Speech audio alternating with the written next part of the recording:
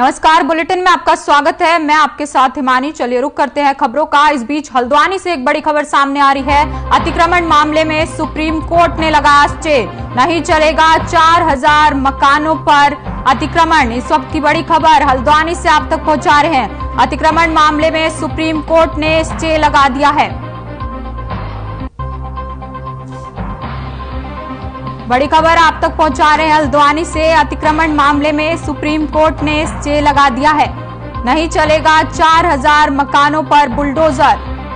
High court के आदेश से चलाना जाना था बुलडोजर। उत्तराखंड सरकार और रेलवे को जारी किया नोटिस। इस वक्त की बड़ी खबर आप तक पहुंचा रहे हैं। 4000 मकानों पर अब बुलडोजर नहीं चलेगा। सुप्रीम कोर्ट के आदेश से चलाया जाना था बुलडोजर। उत्तराखंड सरकार ने इस वक्त की बड़ी खबर हल्द्वानी से आप तक पहुंचा रहे हैं। सुप्रीम कोर्ट ने लगाया स्टे। अतिक्रमण मामले में स्टे लगा दिया गया है, नहीं चलाया जाएगा 4000 मकानों पर बुलडोजर। सुप्रीम कोर्ट के आदेश से अब रोक लगा दी गई है। इस वक्त की बड़ी खबर आप तक पहुंचा रहे हैं हल्द्वानी से। अतिक्रमण मामले में सुप्रीम कोर्ट ने लगाया स्टे, नहीं चलाया जाएगा 4000 मकानों पर बुलडोजर। सुप्रीम कोर्ट के आदेश से चलाया जाना था बुलडोजर। उत्तराखंड सरकार ने जारी किया नोटिस।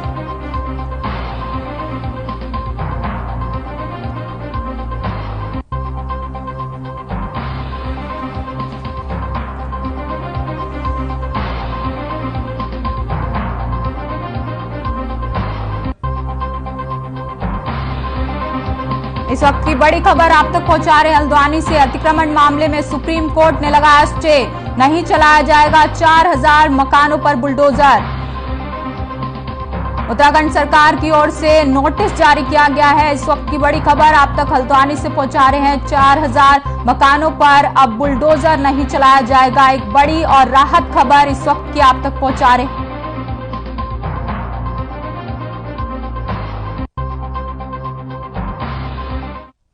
उत्तराखंड के पूर्व मुख्यमंत्री त्रिवेंद्र सिंह रावत को सुप्रीम कोर्ट से बड़ी राहत मिली है। त्रिवेंद्र सिंह रावत के खिलाफ भ्रष्टाचार की जांच सीबीआई से कराने के आदेश पर सुप्रीम कोर्ट ने बड़ा फैसला सुनाया है। सीबीआई जांच के निर्णय को सुप्रीम कोर्ट ने रद्द कर दिया है। आपको बता दें कि उत्तराखंड के पूर्व मुख्यमंत्री त्रिवेंद्र सिंह रावत पर खानपुर के विधायक और तथा कथित पत्रकार उमेश शर्मा ने रिश्वत लेने का आरोप लगाया था, जिसके बाद हाईकोर्ट के तत्कालीन जज रविंद्र मेठानी ने सीबीआई को इस मामले में एफआईआर दर्ज कर जांच के निर्देश दिए थे। हाईकोर्ट के इसी फैसले के खिलाफ उत्तराखंड के पूर्व सीएम ने सुप्रीम कोर्ट का रुख किया था, जिस पर आज सुप्रीम कोर्ट ने बड़ा फैसला सुनाते हुए सीबीआई जांच के निर्णय को भी रद्द कर दिया है।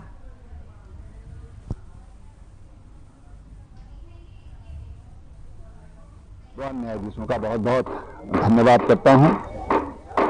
आज सर्वोच्च न्यायालय ने एक निर्णय किया है। जो एक केस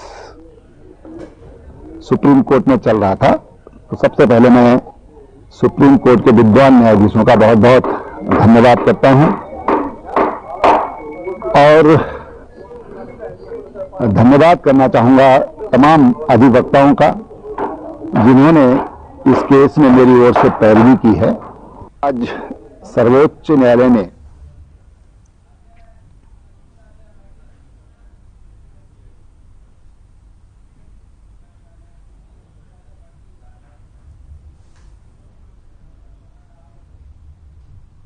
खबर जनपद उधम सिंह नगर के जसपुर से है, जहां केंद्रीय रक्षा राज्य मंत्री और पर्यटन मंत्री अजय भट्ट कार्यकर्ता सम्मेलन कार्यक्रम में पहुंचे। कार्यक्रम का आयोजन मिलन बैंक्वेट हॉल में हुआ।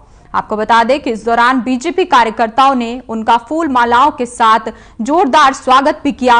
वहीं केंद्रीय राज्य रक्षा मंत्री अजय भट्ट ने बातचीत में बताया कि कार्यकर्ताओं के साथ सम्मेलन बहुत जरूरी है और लोकसभा क्षेत्र में कार्यकर्ताओं से मिलने का अक्सर प्रयास करता रहता हूं। इस सम्मेलन का मकसद कार्यकर्ताओं को केंद्र सरकार और राज्य सरकार की उपलब्धियों की जानकारी देना है।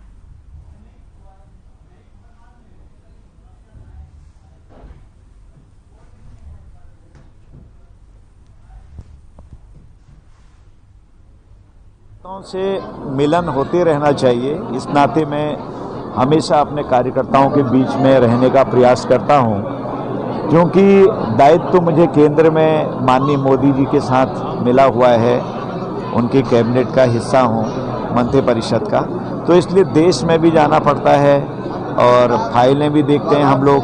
लेकिन कहीं मेरी जो लोकसभा है उसमें लोगों से मिलना कम ना हो जाए, इसका मैं पूरा ध्यान रखता हूं। 2 महीने 3 महीने में कहीं ना कहीं एक जगह, इतनी बड़ी लोकसभा है यहाँ, पर्वतीय क्षेत्र में तो जाना बड़ा मुश्किल हो जाता है जब बारिश और इस समय सर्दी का मौसम होता है।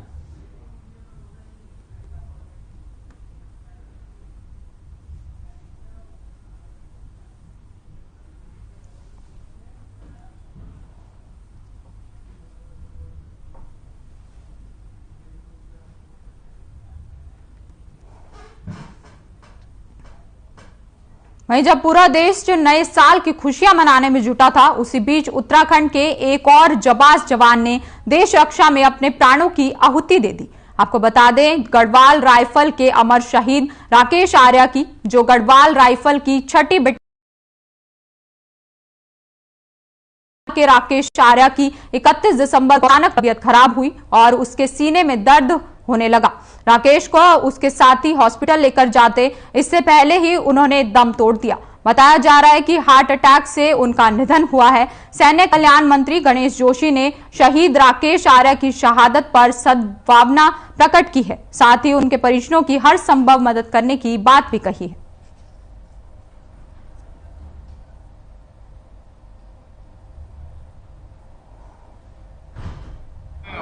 हमारी संवेदना उस परिवार के साथ में, और जो हमारी सरकार ने तय किया है कि जिस सीमा पर जो जवान शहीद होता है उसके परिवार के एक व्यक्ति को हमारी सरकार नौकरी देगी, उसके गांव के विद्यालय या सड़क का नाम उसके नाम पर रखा जाएगा और सरकार द्वारा जो भी अन्य सहायता राशि है उसको दी जाएगी।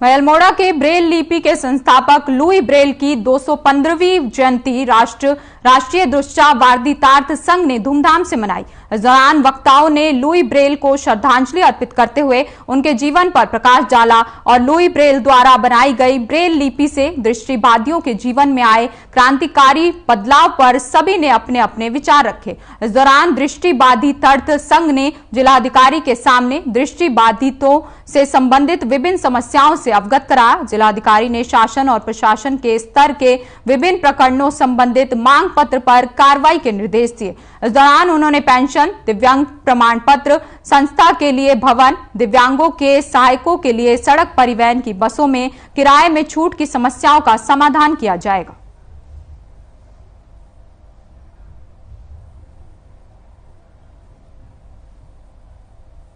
दृष्टिबाधित संघ के द्वारा जो दिवस मनाया गया है उसमें हमने प्रतिभाग किया। विभिन्न प्रकार की मांगे संगठन की रखी हैं, जिसमें कुछ शासन स्तर की हैं, कुछ जिला स्तर की मांगे हैं, जिसमें दिव्यांग प्रमाण पत्र इत्यादि के संबंध में कुछ विषय रखे गए हैं। जो भी जनपद स्तर से किए जाने वाले समाधान हैं उनके विषय में जो भी समुचित कार्रवाई हो सकती है की जाएगी।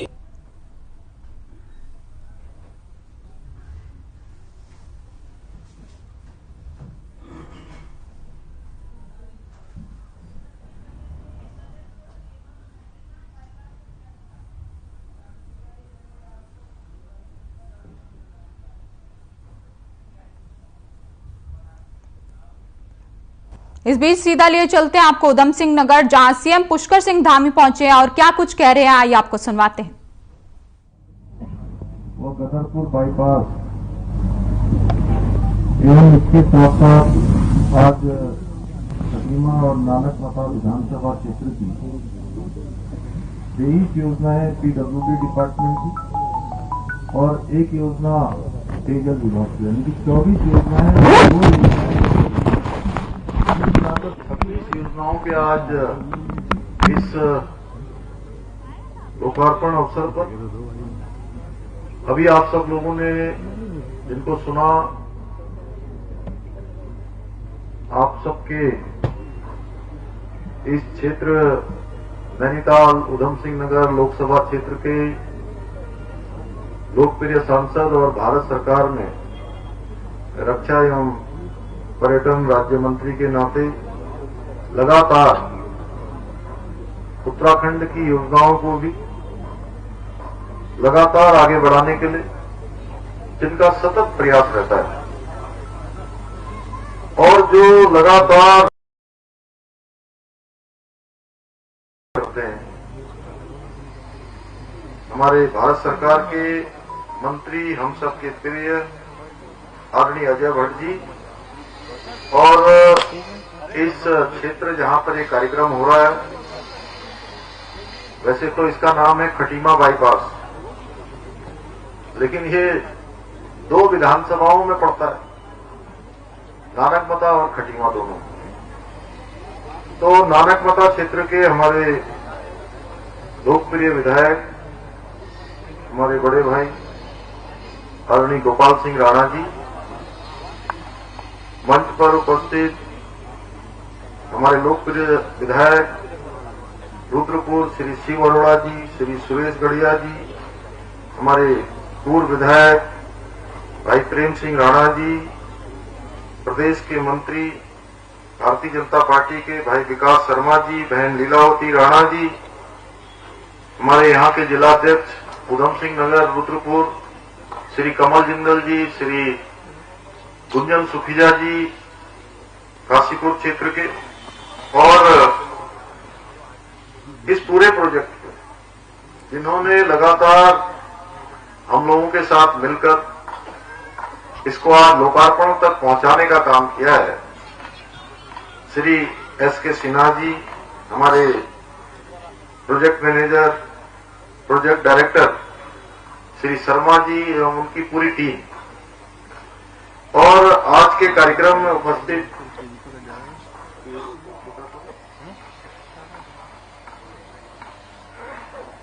हमारे सतीश गोयल जी, श्री किशोर जोशी जी, और सभी हमारे पदाधिकारीगण, सभी दूर दूर से इस कार्यक्रम में पधारे, खटीमा, नानकमता एवं आसपास के क्षेत्रों से आए हुए, मैं देख रहा हूं चंपावत, बनबसा, टनकपुर से भी बहुत सारे लोग आए हुए हैं।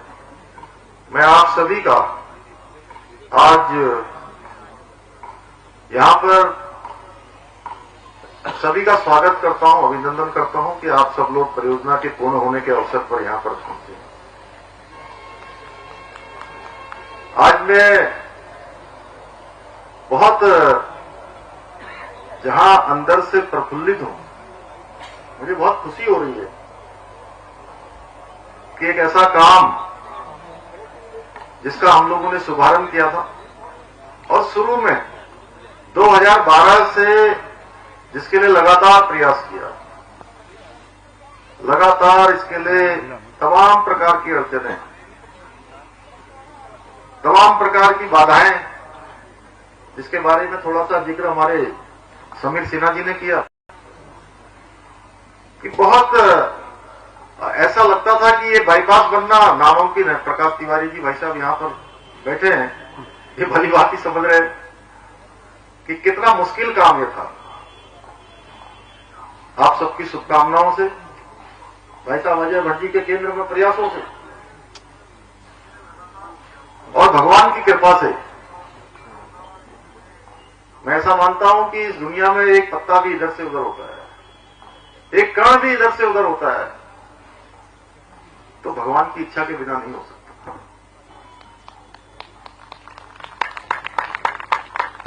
भगवान की इच्छा से ये असंभव सा लगने वाला काम जो मैंने खटीमा क्षेत्र के विधायक के रूप में एक सपना देखा था, वो स्वप्न आज पूर्ण हो रहा है। इसके लिए मैं आप सभी को बधाई देता हूं। आप लोग कल्पना कर सकते हैं कि मुझे कितनी खुशी हो रही है।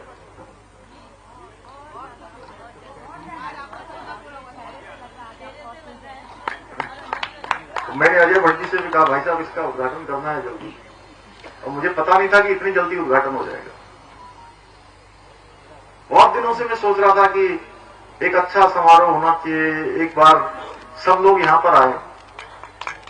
बना जरूर है कि खटीमा नानक मता 2 विधानसभा क्षेत्रों में है, लेकिन इसका लाभ जहां बगल में सितारगंज वालों को भी मिलने वाला है, रुद्रपुर वालों को भी मिलने वाला है, किच्छा वालों को भी मिलने वाला है, बनबसा वालों को, टनकपुर वालों को, चंपावत वालों को, लोहाघाट वालों को, पिथौरागढ़ वालों को, और यहां से लेकर धारचूला तक वाले लोगों को, जिनको भी दिल्ली जाना होता है, जिनको भी देहरादून जाना होगा, जिनको भी हरिद्वार जाना होगा, रुद्रपुर जाना होगा, मुरादाबाद जाना होगा, रामपुर जाना होगा, सबको इसका लाभ मिलने वाला है। और इतना ही नहीं, जिनकी टोपी आज अजय भाई साहब ने पहन रखी है, कहां वाले, इनके ससुराल वालों को, उनको भी इसका लाभ मिलने वाला है सीधे सीधे, है ना राय साहब? राय साहब पीछे बैठे हैं तो नेपाल वालों को भी लाभ मिलने वाला है। हालांकि भारत सरकार ने और माननीय भट्ट जी के प्रयासों से वहां पर एक बड़ा रोड हमारा बन रहा है, जो भारत और नेपाल के बीच में हमारा रोटी बेटी का जो संबंध है उसको और प्राणगाढ़ करेगा। आज मुझे खुशी है कि जहां खटीमा बाईपास का लोकार्पण हो रहा है, वहीं गदरपुर बाईपास का भी लोकार्पण हो रहा है। अक्सर देहरादून जाते समय, काशीपुर जाते समय, हरिद्वार जाते समय आप लोगों को तमाम परेशानियों का सामना करना पड़ता और आधे से 1 घंटे के बीच का समय कभी कभी लग जाता था। और अक्सर वहां गन्ने के सीजन में और धान के सीजन में अक्सर वहां जाम लगता था। और कोई भी मीटिंग होती थी जिसमें एनएचआई के लोग होते थे, दिशा की बैठक होती थी माननीय भट्ट जी की अध्यक्षता में, तो मेरी हमेशा उत्सुकता रहती थी कि 3 काम, एक तो हमारा खटीमा का बाईपास बन जाए, और जब तक बाईपास नहीं बना था थोड़ी सी उस समय हमने चालाकी करी, आज उसका भी मैं आप सबके सामने लोकार्पण कर देता हूं। हमने कहा कि जब इसका बाईपास का पैसा पहले ही आ गया था, ये पैसा 2019 में आया था, कितने में? 18 में, 2018 में इस बाईपास का पैसा आ गया, लेकिन ये गोपाल का ये जमीन नहीं मिल रही थी। तो जमीन नहीं मिल रही थी तो हमने इनकी बैठक के लिए वहां देहरादून में बैठक करवाई, और हमने कहा वहां जमीन नहीं मिल रही है, तो राज्य सरकार ने लिख के दे दिया कि साहब इसको जो है, इस पैसे को दूसरी जगह लगा दिया जाए। इन लोगों ने लिख के मांगा। तो ये जो हमारा पहनिया से खटीमा होते हुए चकरपुर तक, मेरे ख्याल से लगभग 3 किलोमीटर ये है और 6 किलोमीटर आगे है, 9 किलोमीटर, 9 किलोमीटर रोड, ये पूरी हॉट मिक्स हुई, हॉट मिक्स हो गई। और अब ये अगर अच्छे से चलेगी तो मैं समझता हूं 20-25 साल तक कुछ नहीं होने वाला इससे। अब जब ये बन गई तो इसके बनने के बाद फिर हमारे को ध्यान में आया कि बाईपास भी बनना चाहिए। अब लोग कहने लगे साहब बाईपास कैसे बन जाएगा? फिर ये सिन्हा जी और हमारे जो मुख्य सचिव हैं संधू साहब, वो एनएचआई के चेयरमैन थे उसे, तो उनको मैंने अप्रोच किया। मैंने कहा संधू साहब ये बाईपास बनना बहुत जरूरी है। तो बोले कि आपकी तो राज्य सरकार ने लिख के दे रखा है कि वहां नहीं बन पा रहा, जमीन नहीं है, इसलिए नहीं बना दी, नई सड़क बन गई है, आपका पैसा तो वहां लग गया है। तो मैंने कहा भाई ये केवल सड़क खटीमा के लिए नहीं बननी है, ये बाईपास खटीमा के साथ साथ पूरे उत्तराखंड के लोगों के लिए बनना है, नेपाल के लोगों के लिए बनना है। फिर से इन्होंने दोबारा से चिट्ठी हमसे मंगवाई, फिर हमने चिट्ठी लिखी कि जमीन दोबारा से हम देने के लिए तैयार हैं। दे तो दी जमीन, लेकिन यहां पर फैसला नहीं हो रहा था, क्योंकि जमीन का पैसा जिनको मिलना था उनके नाम पर उसका खतरा नहीं, खतौनी नहीं है, तो कैसे सेटलमेंट होगा? बड़ा मुश्किल काम था।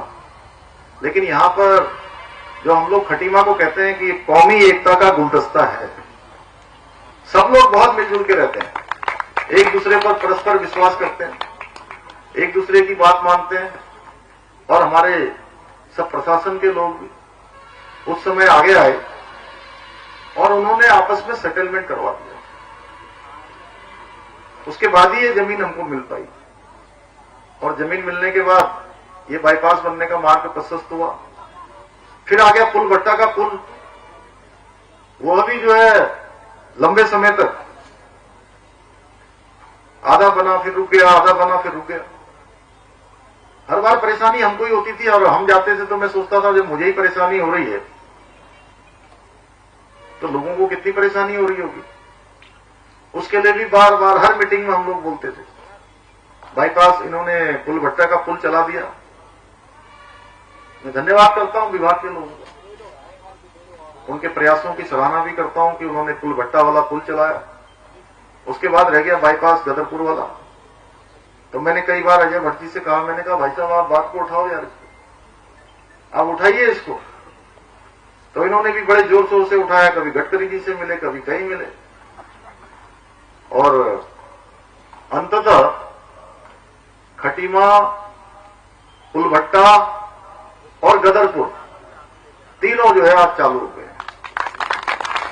और हम धन्यवाद देना चाहते हैं माननीय प्रधानमंत्री जी का, आदरणीय मोदी जी का कि उनका विशेष स्नेह उत्तराखंड की धरती से है। और गडकरी जी का धन्यवाद करना चाहते हैं कि उन्होंने भी जब भी हम उनसे भेंट करने गए हैं, जब भी हम कोई प्रस्ताव लेकर गए, कभी भी उन्होंने हमारे किसी प्रस्ताव पर कभी उन्होंने मना नहीं करा। पिछले वर्ष हमको सीआरएफ ने भी पैसा दिया। अभी रोपवे परियोजनाएं चल रही हैं जिनके बारे में आदरणीय अजय भट्ट जी ने भी बताया कि केदारनाथ का रोपवे, हेमकुंड साहब का रोपवे तो बहुत ही बड़ा है। गुरुदेव कहां गए हो हमारे बलदेव, तुम गए हो हेमकुंड? जो बुजुर्ग लोग हैं उनके लिए तो बहादुर सिंह जी, करनैल सिंह जी, राजपाल जी, ये जो है 16 किलोमीटर की यात्रा, 16 किलोमीटर की जो यात्रा है वो यात्रा कितनी कठिन होगी। कठिन यात्रा, जो अस्वस्थ हैं उनके लिए और कठिन, कर्नल साहब, और जो बीमार हैं, अस्वस्थ हैं, उनके लिए तो बेहद कठिन। 4 दिन 5 दिन लगते थे और अब आने वाले समय में प्रधानमंत्री मोदी जी के कारण से वो यात्रा हमारी मुश्किल से 2-3 घंटों में पूरी हो जाएगी। 16 किलोमीटर की यात्रा पूर्णागिरी के लिए हम लोग प्रयास कर रहे हैं। आने वाले समय में यहां पर भी जो है ये रोपवे का काम शुरू हो। पर्वतमाला योजना में अभी धनोल्टी विधानसभा और टिहरी में हमने अभी सुरकंडा देवी में वहां पर रोपवे स्टार्ट कर दिया है। हमारा प्रयास है कि जगह जगह जो भारत सरकार इस बार कार्यक्रम लेकर आई है, पर्वतमाला योजना, उस पर्वतमाला योजना में हमारे उत्तराखंड को सर्वाधिक उसका लाभ मिले। उसका हेतु भी यही है कि जो हमारे जैसे राज्य हैं, हिमालय के राज्य हैं, उन सभी को लाभ होगा। फिलहाल इस बुलेटिन में इतना ही। आप बने रहिए हमारे साथ। नमस्कार।